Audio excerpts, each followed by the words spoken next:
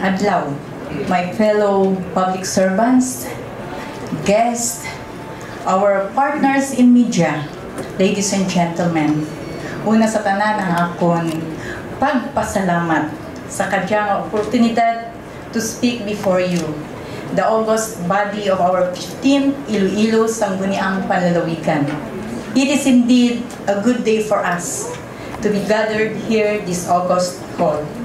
I am most thankful for this moment to be in the company of such distinguished members of the Provincial Board. My heart is full of joy and gratitude. That same feeling about 2 years ago when I addressed the 14th Iloilo Sangguniang Panlalawigan following my appointment as 1st District Board member. I remember the overwhelming feeling notwithstanding my decades of government and public services. Today, I am here again with that same feeling and realization. Yet this time, I come with so much more gratitude and pride. The difference being the mandate halin sa akon mga kasimanwa sa Primer Distrito. Halin sa Banwa Kang Uton, Tikbawan, Gimbal, Tubungan, Igbaras, Miagaw, and Sanukin. That mandate resonated. And once again, a bigger humbling moment for me and my years as public servant. I would like to take this opportunity sa pagpasalamat kay Doc Nanay Kong Janet Garin and Mayor Richard Garin, and of course, kay Rika Jane, Board Member Rika, for the trust and confidence. Kag sa guidance man, kung sa diin, nangin align kami sa amon mga plano, sa amon mga tinutuyo, para sa kaayuhan kang atol pumuluyo sa Primer Distrito. And so I stand before you, prouder than ever, ready as always to continue what I have started in 2023, the whole of 2024, and yes, 2025, to our full term until 2028. As the member of the 14th Sangguniang Panlalawigan, I was entrusted with the chairmanship of the Committee on Ways and Means and the Committee of Land Use Planning, and later the Committee on Health and Sanitation. I was also designated as Vice Chairman of the Committee on Accounts, Committee on Justice, Good Government and Human Rights, Committee on Ordinances, Legal Matters and Intergovernment Relations, and Committee on Oversight. Nangin miyembro man kita kang anom kang iban pa nga komitiba.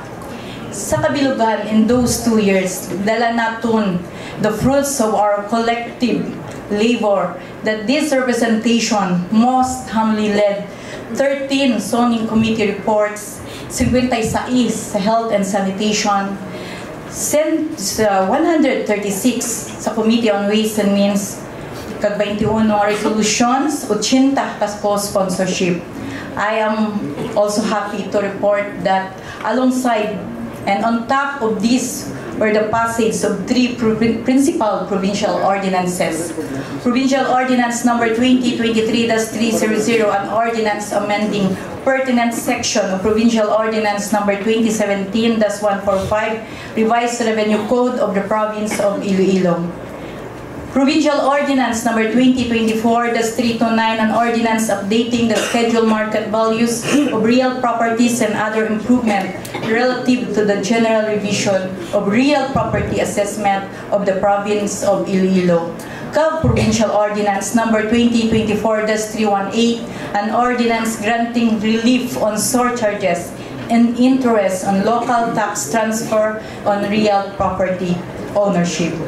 Pilaka committee hearings, public hearings, emergency meetings, kag finally, the table discussion that I am most happy to report got us to pass the much-needed Revenue Code of 2025 of the province of Iloilo.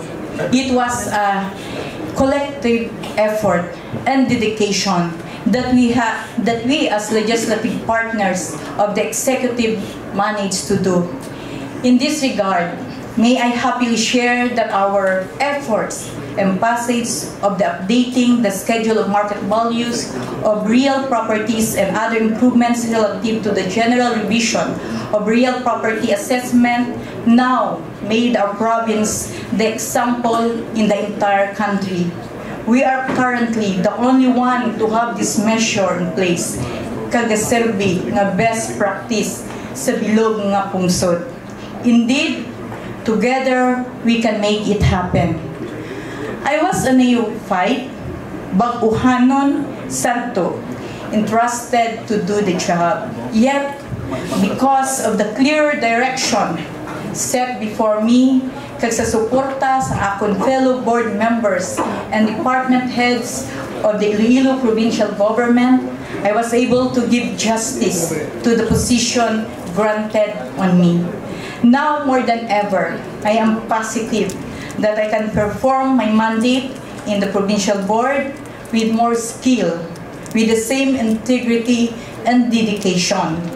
Madamo nga salamat to our Sangguniang Panlalawigan body headed by Vice Governor Christine Tinting Garin, my former partner of 1st District Board Member Bal Sirag, and the entire 14th Sangguniang Panlalawigan.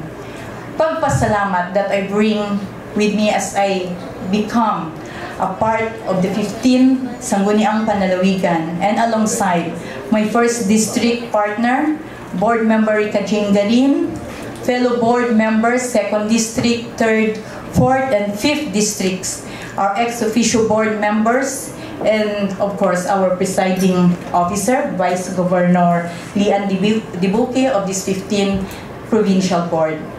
May God's abiding grace continue to guide us and make us worthy of the trust bestowed upon us by the people of Iloilo. Rakagid nga salamat.